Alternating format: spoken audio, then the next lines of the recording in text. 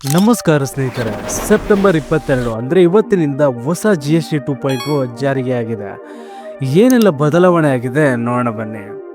0% slab ಅಂದರೆ ಹಣ್ಣು, ತರಕಾರಿ, ಹಾಲು, ಔಷಧಿ, ಶಾಲಾ ಪುಸ್ತಕ, ಇನ್ಶೂರೆನ್ಸ್ ಇವುಗಳ ಮೇಲೆ 0% GST ಅಂದರೆ ಕಂಪ್ಲೀಟ್ ಟ್ಯಾಕ್ಸ್ ಫ್ರೀ ಆಗಿದೆ.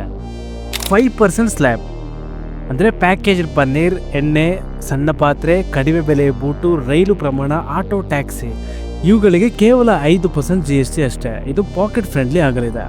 ಇನ್ನು 18% ಸ್ಲ್ಯಾಬ್, ಬಹುತೇಕ ವಸ್ತುಗಳು ಈ ಸ್ಲ್ಯಾಬ್ ಕೆಳಗೆ ಬರುತ್ತೆ. ಅಂದರೆ ಮೊಬೈಲ್, ಲ್ಯಾಪ್ಟಾಪ್, ಬ್ರ್ಯಾಂಡ್ ಬಟ್ಟೆ, ವಾಷಿಂಗ್ ಮೆಷಿನ್, ಫೋನ್ ಸೇವೆ, ಬ್ಯಾಂಕ್ ಸೇವೆ ಇವೆಲ್ಲದರ ಮೇಲೆ 18% GST ಇರಲಿದೆ.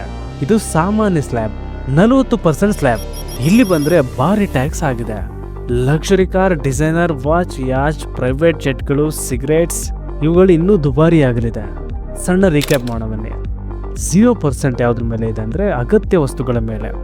ಇನ್ನು 5% ದೈನಂದಿನ ವಸ್ತುಗಳ ಮೇಲೆ, 18% ಸಾಮಾನ್ಯ ವಸ್ತುಗಳ ಮೇಲೆ, 40% ಐಷಾರಾಮಿ ಮತ್ತು ಹಾನಿಕಾರಕ ವಸ್ತುಗಳ ಮೇಲೆ ಆಗಲಿದೆ.